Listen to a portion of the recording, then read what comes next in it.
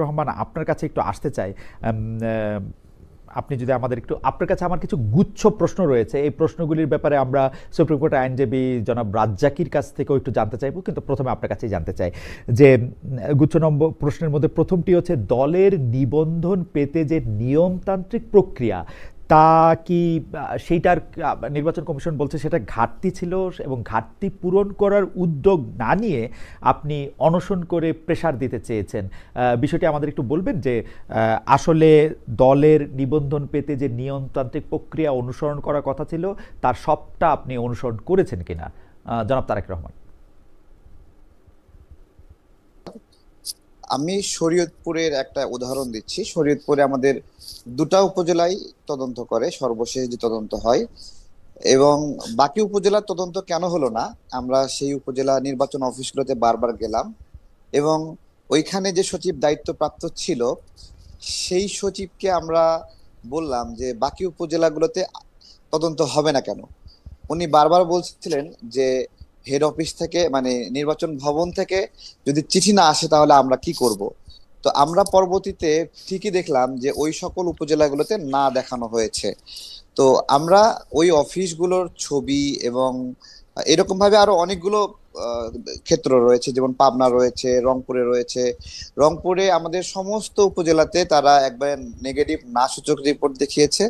তারপরে দিনাজপুরে সবগুলোতে না সূচক দেখিয়েছে, পাবনাতে সবগুলোতে না সূচক দিয়েছে। যেগুলোর ছবি আছে, যেগুলোতে তারা গিয়েছিল, এখানে কয়েকটা ক্যাটাগরি আছে যে আপনাকে যে না লিখবেন। প্রথমত একটা জিনিস দেখা হয় যে কমিটি আছে কিনা, দ্বিতীয়ত সেখানে অফিসের এক্সিস্টেন্স আছে কিনা, তৃতীয়ত হলো সমর্থক আছে কিনা। সমর্থকের বিষয়টি, সমর্থক ভ্যারিয়েবল চেঞ্জ হয়, এখন সমর্থন করছে, পরবর্তীতে সমর্থন নাও করতে পারে। সে বিএনপিতে যেতে পারে, এনসিপিতে যেতে পারে, জামাতে যেতে পারে, আবার নতুন সদস্য আসতেও পারে। যার ফলে আপডেট তথ্যটা নির্বাচন কমিশন গ্রহণ করে। যে আগে যে তথ্য জমা দেওয়া হয়েছে 6 মাস আগে, 8 মাস আগে, সেটার পরিবর্তে আপডেট একটা ইনফরমেশন দিল, সেটা কিছুটা তারা সহনীয় জায়গায় রাখে। কিন্তু অফিসের অস্তিত্বর জায়গাটা একবারে খুবই ফিক্সড, যেটা থাকতে হবে। তো আমাদের সেই অফিসগুলোর ছবি এগুলো আমরা সবগুলো যখন দিয়েছি, তখন তারা নিজেরাই হতবিহ্বল হয়ে গেছে যে এই জায়গায় তো তারাই গাড়ি নিয়ে, সেখানে পাজেরো গাড়ি নিয়ে নামছে। ভিডিওতে দেখা যাচ্ছে তারা কথা বলতেছে, মুচমুচ করে চানাচুর চাবাচ্ছে, কিন্তু বলতেছে তারা অফিস পায়নি। তো এই বিষয়গুলো আম, আমাদের অর- যখন ধরা পড়ছে, জি। তখন আমরা তাদেরকে বললাম। অর্থাৎ আপনার যে নিয়মতান্ত্রিক প্রক্রিয়া অনুসরণ করার কথা ছিল সেই নিয়মতান্ত্রিক প্রক্রিয়া আপনি অনুসরণ করেছেন। আমি এই বিষয়ে বলছি যে নির্বাচন কমিশনের কি কি শর্ত আছে আমাকে পূর্বেই বলা হয়েছে। একটা রাজনৈতিক দল হিসেবে আমি সেই শর্তগুলো কেন পূরণ করার আপ্রাণ চেষ্টা করব না? না না তাই না? না না আমার কিছু না, ঘাট আমার না, জনাব তারেক, চেষ্টা একটা জিনিস, পূরণ করা আর একটা জিনিস। আপনি কি ওই পূরণ তো পূরণ করেছেন কিনা? আমি কেন, হ্যাঁ, আমি কেন পূরণ করব না? আমার বিভিন্ন ক্ষেত্রে পার্থক্য হতে পারে। যেমন আমার রাজশাহী জেলায় যে দায়িত্বশীল আছে, সে আমাদের এখানে পার্টি অফিস যেটা নিয়েছে, সেই পার্টি অফিসে সে বসে থাকে সব সময়, কিন্তু সে একটা ফটোকপি মেশিন নিয়ে মানুষকে সার্ভিস দেয়, ফটোকপি করে দেয়। তো এখানে একটা ভুল ধরেছে তারা। ঠিক আছে, যে এটা একটা সমস্যা না, হয়েছে। নির্বাচন আমার কমিশনের ব্যাপারটা, জনাব তারেক, নির্বাচন কমিশনের ব্যাপারটা আলাদা থাক। আপনি আমাদের বলেন যে আপনি নিয়মতান্ত্রিক প্রক্রিয়া মানে সম্পন্ন করতে পেরেছেন কিনা। আমাদের সব মিলে 43টি জেলায় কমিটি রয়েছে, 34টি জেলায় অফিস রয়েছে। নির্বাচনের কমিশনের লাগবে হলো 22টি। তারা 22টি তদন্ত করে আমাদের 20টি সঠিক পেয়েছে এবং 2টি সঠিক পায়নি তাদের চিঠি অনুযায়ী। আমার কথা হলো, আমার তো 34টি জেলায় অফিস রয়েছে, তারা আরো অন্য অপশন গুলো গ্রহণ করলো না কেন? ওকে। তারপরে অর্থাৎ আমার আমি 100। যদি আমি যদি আপনার কথা বুঝতে পারি যে আপনি নির্বাচন নিয়মতান্ত্রিক যে প্রক্রিয়া মানে নিবন্ধন পাওয়ার, সেটা আপনি অনুসরণ করেছেন, তাই তো? জি, জি, জি।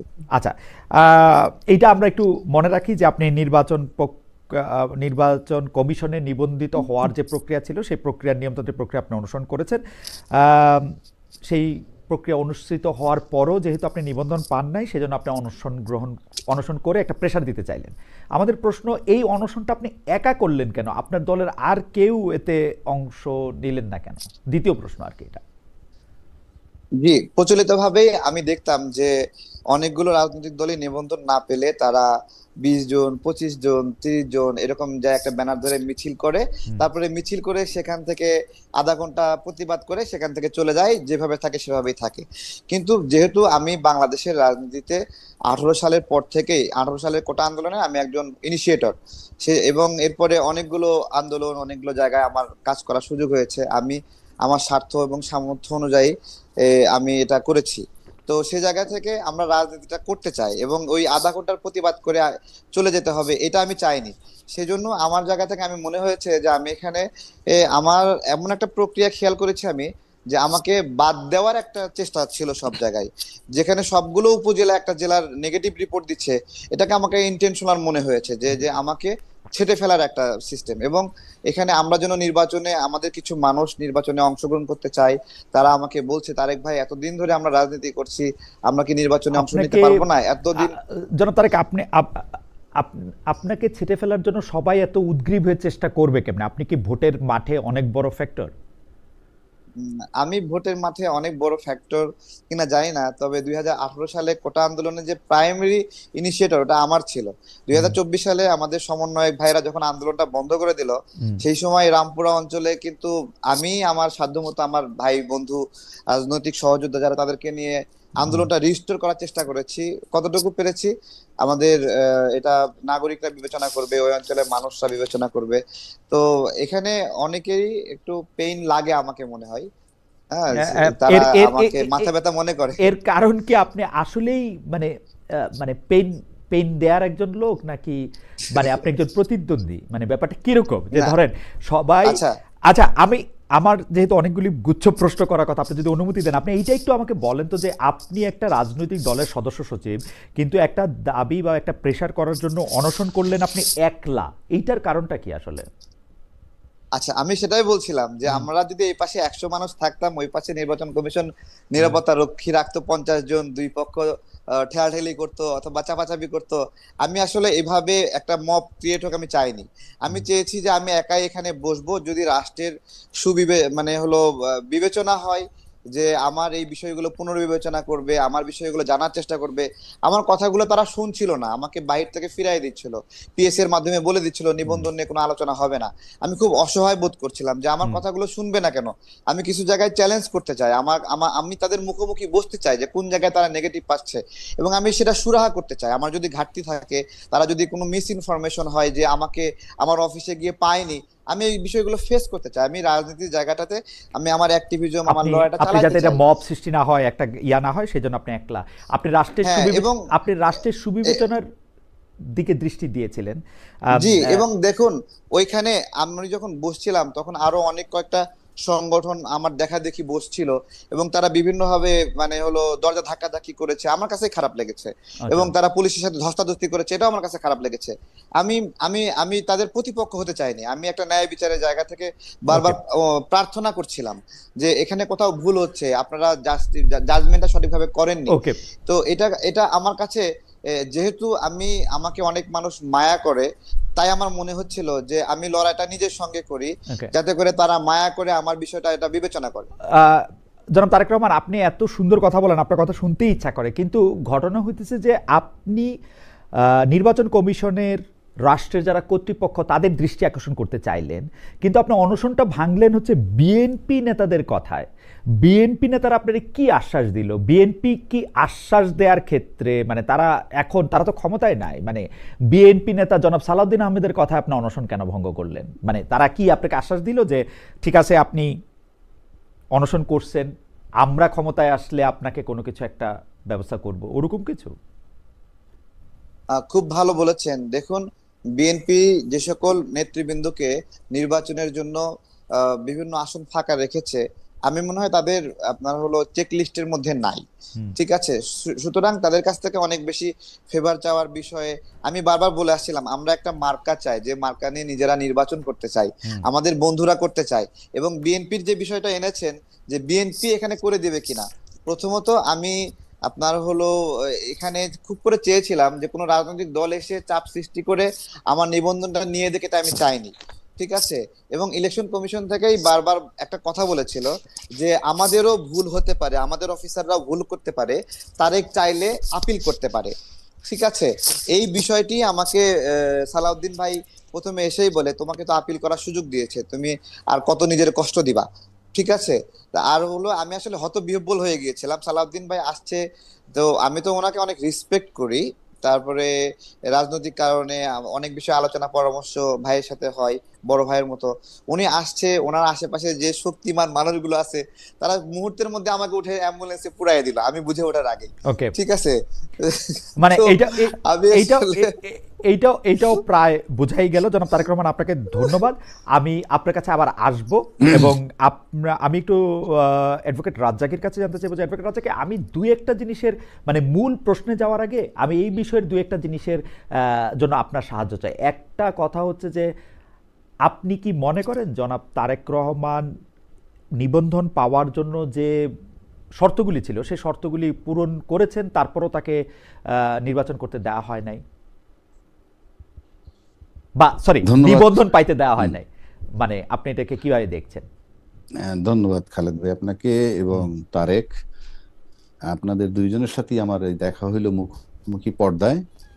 তো যাই হোক, আপনার দর্শক শ্রোতা সবাইকে শুভেচ্ছা।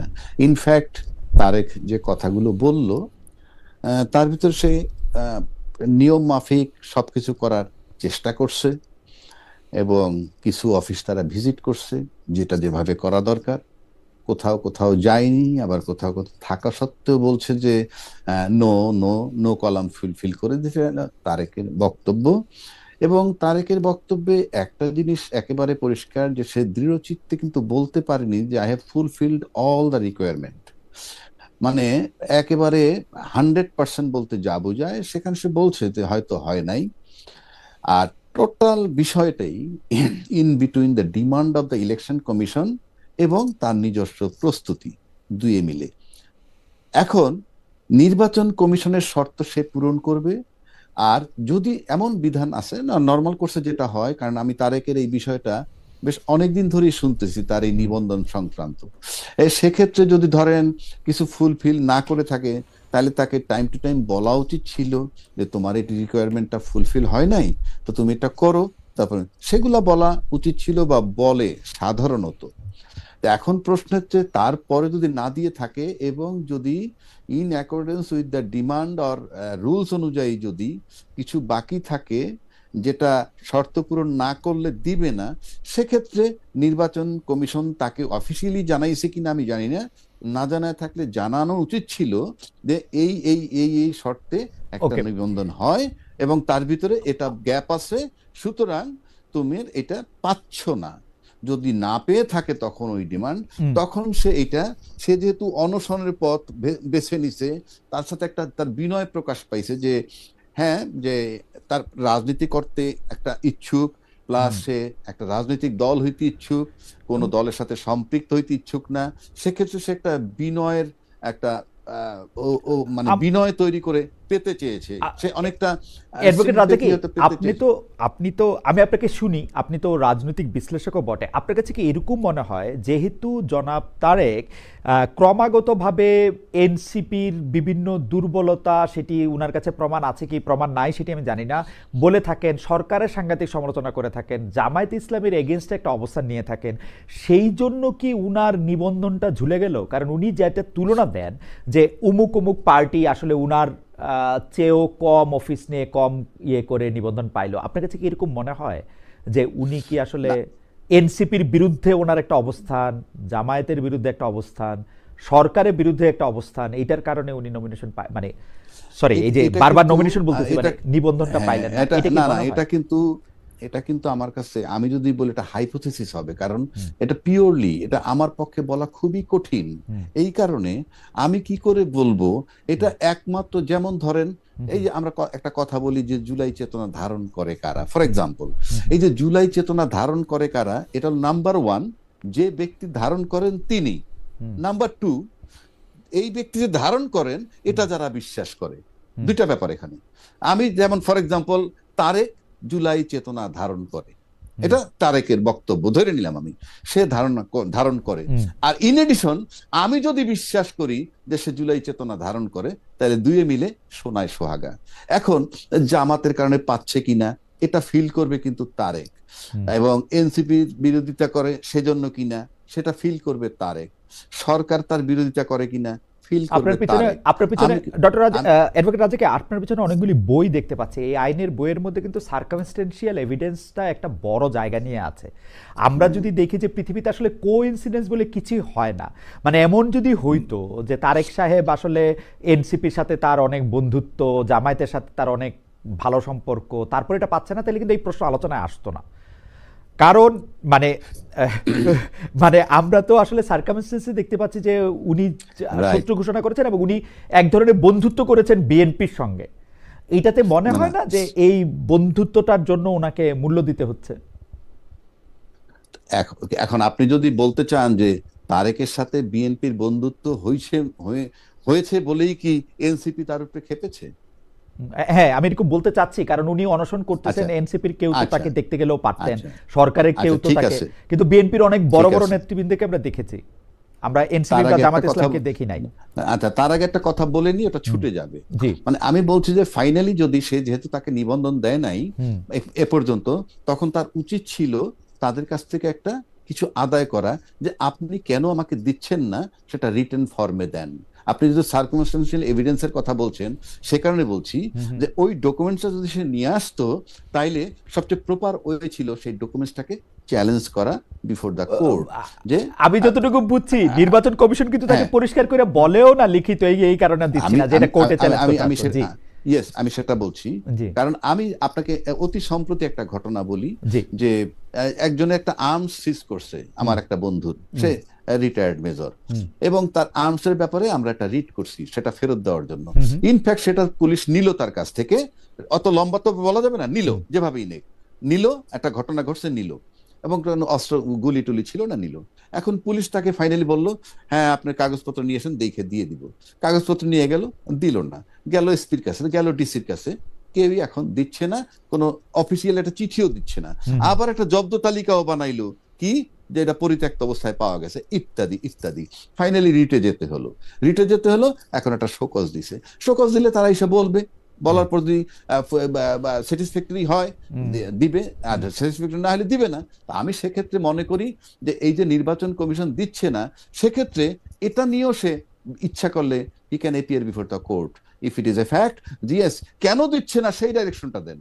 যে আমি, আমার মনে হয় এটা খুবই ভালো একটি পরামর্শ, অ্যাডভোকেট রাজাকে দিয়েছেন, একটা ডাইরেকশন দেন।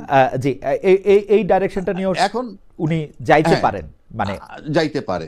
আরেকটা বিষয় আপনি বলছেন যে ওই যে এনসিপির বিরোধী কিনা সে, মানে এনসিপি তাকে তার বিরোধী মনে করে, বিরোধী, হ্যাঁ, উনি সুন্দর করে মিষ্টি ভাষায় সাংঘাতিক অভিযোগ এনসিপির বিরুদ্ধে করেন, মানে সুন্দর করে হেসে মানে কে তারেক করে, হ্যাঁ এনসিপি। আচ্ছা, আমি বলি, এখন প্রশ্ন হচ্ছে এনসিপির সে বিরোধী কেন করতেছে সেটাও কিন্তু আমার জানা নাই, আর যে তার পক্ষপাতিত্ব করে সেটাও আমার জানা নাই, 1 নম্বর। 2 নম্বর হচ্ছে, আমরা যদি আমি ব্যক্তিগতভাবে আপনি আমাকে জিজ্ঞেস করেন, আমরা কিন্তু জুলাই চেতনায় সবাই বিশ্বাসী, মানে আমরা আন্দোলন করেছি, দলমত নির্বিশেষে আমরা সবাই বলি। আপনি তো আইনের ছাত্র, না,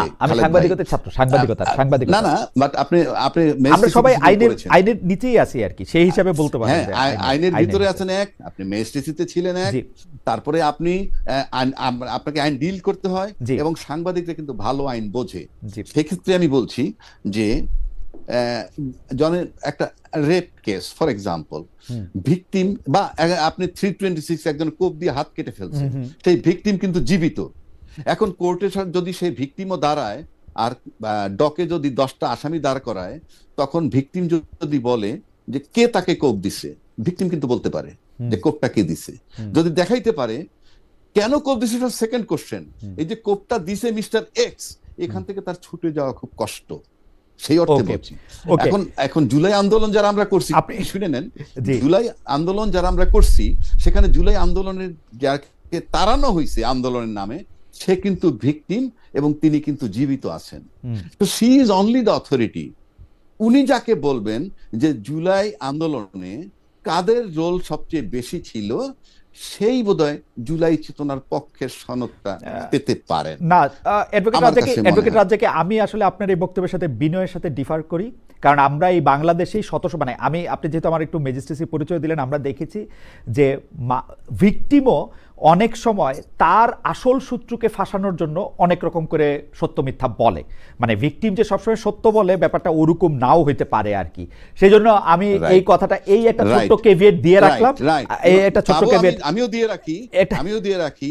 ভিকটিম যখন যেমন 164 স্টেটমেন্ট দিয়ে দেয়, দিলেই কাজ হয় না, বাট প্রাথমিকভাবে ভিকটিমের স্টেটমেন্ট দেওয়ার পর ওটার উপরে জেরা আপনি ক্রিমিনাল লয়ার ছিলেন ডক্টর অ্যাডভোকেট রাজ্জাকি। 164 এর আসলে আমি বাংলাদেশে 164 এর আধা পয়সা দাম আমার কাছে নাই, কারণ এটা 100 বার আপনি তো না তাহলে আপনি তো ওইভাবে বলেন, তাহলে আপনি বাংলাদেশে রাজনৈতিক নেতাদের কোন কথাটার মানে বিশ্বাস করতে পারবেন, আমি বিটুইন দ্য লাইন্স দিতে পারবেন, আমি বিটুইন দ্য লাইন্স দেখতে চেষ্টা করি, মানে কোন কথাটা কোনে ফার্ম ডিটারমিনেশন নিতে পারবেন। ইয়েস, কারণ 53 বছর ধরে আমরা একটা কথা শুনে আসছি, রাজনীতিতে শেষ কথা বলতে কিছু নাই।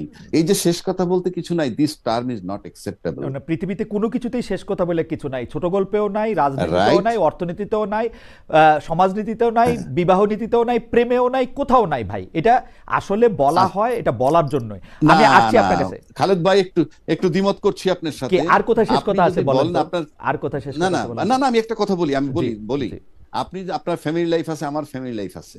দেখা গেল আমার ছেলেকে যদি আমি একটা বিষয় নিয়ে সকালে একরকম কথা বলি, সন্ধ্যা একরকম কথা বলি, পরদিন আর একরকম কথা বলি, আর যদি বলি বাবা শেষ বলতে কিছু নাই, it will not be accepted, simple.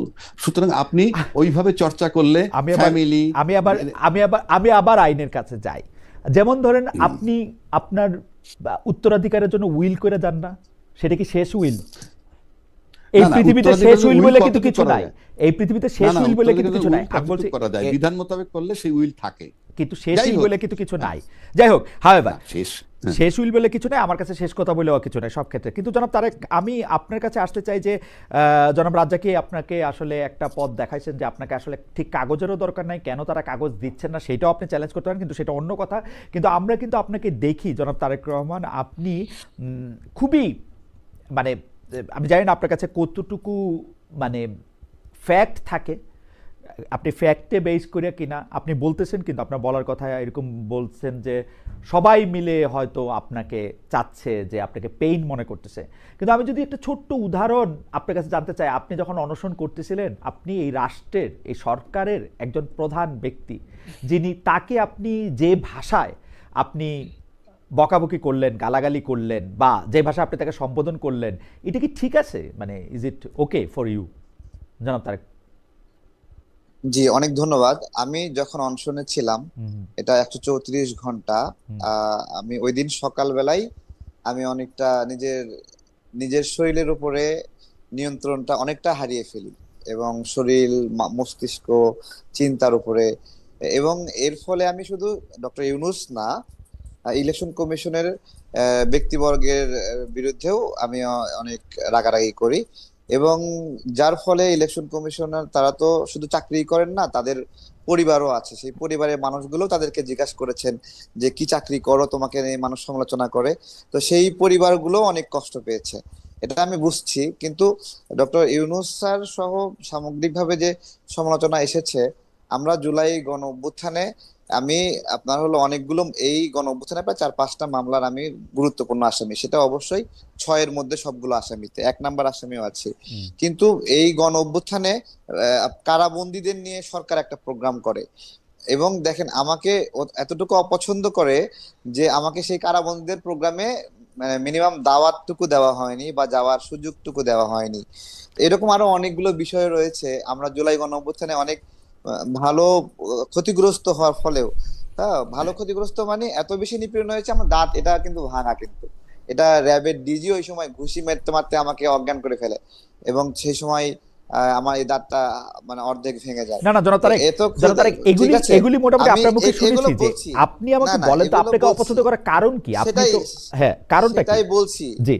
সেটাই বলছি।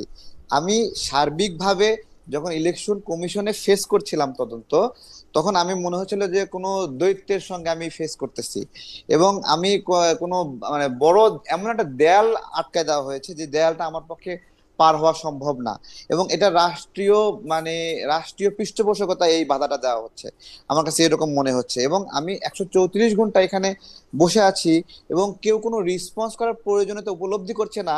আমার কষ্ট হচ্ছে, আমার পেটে ব্যথা হচ্ছে, আমার মস্তিষ্কের মনে হলো মানে নিউরন গুলো মনে হয় ছিঁড়ে যাচ্ছে, বাট নো ওয়ান রিসপন্ডিং মি।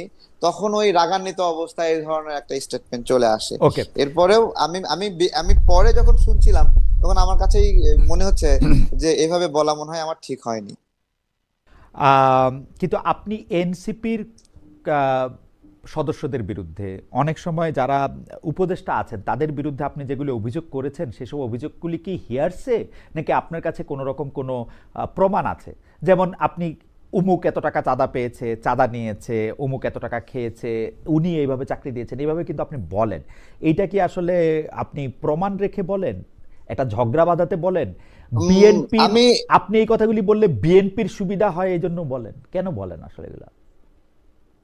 আচ্ছা, আপনার হলো আহ, যদি এরকম হয়, এই সরকার আপনার দীর্ঘদিন থাকতে চায় এবং আমার এই সমালোচনা করার ফলে তাদের দীর্ঘদিন থাকাটা বাধাগ্রস্ত হয়, তাহলে তো বিএনপি লাভবান হবে এবং সেক্ষেত্রে বিএনপি খুশি হবে, হুম। খুব স্বাভাবিক। হুম। আর যে প্রমাণের কথা বলছিলেন, আমি একটা সুনির্দিষ্ট একটা আইটেম বলি। ওয়াসার যে নিয়োগ প্রক্রিয়া ছিল হুম। একটা, সেখানে উপদেষ্টা নাহিদ ইসলামের নাম সুস্পষ্টভাবে লেখা ছিল যে তিনি কয়জনের নাম সুপারিশ করেছেন। আসিফ মাহমুদ তার পিএস এর মাধ্যমে কতজনকে নিয়োগের জন্য সুপারিশ করেছিলেন তার সুস্পষ্ট প্রমাণ সেখানে আছে। শুধু তাই না, আমি আরো আরো কিছু সুনির্দিষ্ট বলছি। একজন সচিব আছেন যিনি জেল থেকে একটা প্রতিষ্ঠান চালাচ্ছেন, আপনার হলো তাকে কয়েকশো কোটি টাকার একটা প্রজেক্ট আসিফ মাহমুদ দিয়েছে, ঠিক আছে? এবং আসিফ মাহমুদ দেখেন নিজে বলছে যে এই সময়ে এসে 10 থেকে 20 কোটি টাকা না হলে নির্বাচন করা যায় না।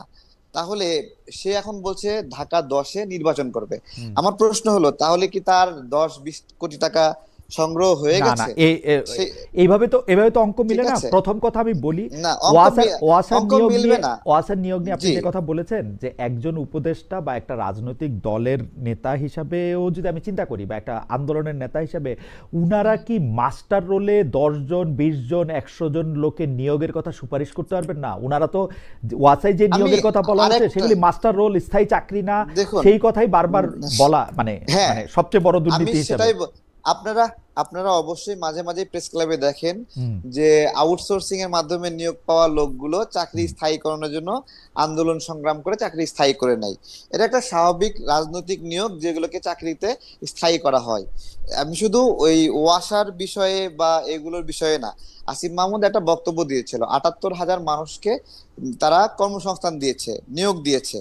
আমার প্রশ্ন হলো যে বিসিএস এর মাধ্যমে বা বিভিন্ন মাধ্যমে যে নিয়োগগুলো হয়, এই গণঅভ্যুত্থানের পরে খুব কমই ফেয়ারলি সেই রিক্রুটমেন্ট গুলো চালু ছিল।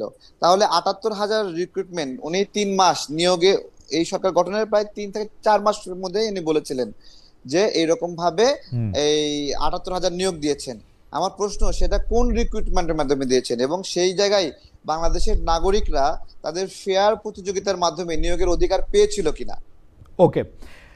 আহ, আহ, তবে আমার কাছে মনে হয় জনাব তারেক রহমান, আমরা যদি একজন রাজনীতিবিদ যখন আরেকটা রাজনীতিবিদের বিরুদ্ধে কোনো অভিযোগ করে, নিশ্চয়ই এইটার মধ্যে তার কাছে একটা ফেয়ার, মানে শুধু অনুমান না, তাকে দেখতে না পারা না, মানে তার কাছে একটা প্রমাণপত্র থাকবে। আমরা আগের রাজনীতি তো আর দেখতে চাই না আপনাদের মধ্যে, সেটাও কিছু আপনার তো একটু মনে রাখবেন। আছেই, জি, আমি আমাদের। বলছি দেখেন, কিছু কিছু তো দুর্বৃত্তায়ন আছেই। হুম। আপনার হলো সে তার আসিফ মাহমুদ তার পিএস কে যখন আহ, দুদকে তলব করলো, তার এনআইডি হুম। কার্ড লক করলো, ঠিক আছে? তো এগুলো সব তো বায়বীয় না, ওকে। তাই না? এগুলো সবগুলো যদি বায়বীয় বলে দেন, তাহলে দুর্নীতির বিরুদ্ধে আর কেউ কথাই বলবে না। আম, ঠিক আছে, আমি একটু অ্যাডভোকেট রাজাকে আপনার আর কাছে এটা কি আর জি। এটা কি এক্স্যাক্টলি আপনার হলো একটা লোক ক্ষমতায় আছে, দায়িত্ব পালন করছে, এক্স্যাক্টলি তার বিরুদ্ধে আপনি অকাট্য দলিল, আপনি আপনার হলো পেন টু পেপারস আপনি পাবেন না, ঠিক আছে? অনেক কিছু না পাইলে আমি বলবো না কিছু। সীমে না পাইলে আমি হ্যাঁ, এরকম করে কিন্তু তাকে দুর্নীতিগ্রস্ত কিন্তু বলবো না আর কি। না না না না, কিন্তু যে জিনিসগুলো, যে ছোট ছোট পয়েন্টস গুলো বের হয়ে আসছে, আপনি সেই পয়েন্টস গুলো নিয়ে আলোচনা করবেন নাকি মানে কাঁথা দিয়ে ঢেকে রাখবেন, না সেটা তো যেমন একটা আমি ডিসিশন একটা নিতে হবে। অনুষ্ঠানে, যেমন একটা অনুষ্ঠানে আমি শুনতেছিলাম যে আপনি বলতেছিলেন যে উমুক যে এত কোটি টাকা খায় দুবাইতে টাকা পাচার করছে সেটা আমি জানি, কিন্তু আপনি আসলে কি জানেন সেটাও যদি আমাদেরকে একটু বলতেন, আহ, দুবাইতে বা অন্য কোনো মানে দেশে, রাইট? না না, আমি আমি আপনাকে বলছি, আমি কোন উপদেষ্টা দুবাইয়ে টাকা পাচার করেছে এই ধরনের বক্তব্য দিইনি, এটা তো অন্য কেউ দিয়েছে। হুম বেসিক্যালি আরাফ খান অ্যারেস্ট হয়েছে, সেই বিষয়ে একটা নিউজ হয়েছে হুম যে আরাফ খানকে কোন একটা উপদেষ্টা টাকা পাঠিয়েছে বা হুম টাকা পাচার করেছে সেটা, কিন্তু এই স্টেটমেন্টটা আমি দেইনি, আমি নিউজে দেখেছি, এখনো দেই নাই। ঠিক আছে, তবে আসিফ মাহমুদ এই গণ অভ্যুত্থানের পর পর দুবাইয়ে যান, হুম। এবং দুবাইয়ে গিয়ে ওখানে আওয়ামী পন্থী অনেকগুলো নেতার সঙ্গে সেখানে বসেন, আহ, তাদের সাথে মিটিং করেন, তাদের কাছ থেকে স্বর্ণেচের উপহার নেন, এবং সেই এই শুভেচ্ছা ফুল নেওয়া দেওয়া এগুলোর ছবি আছে।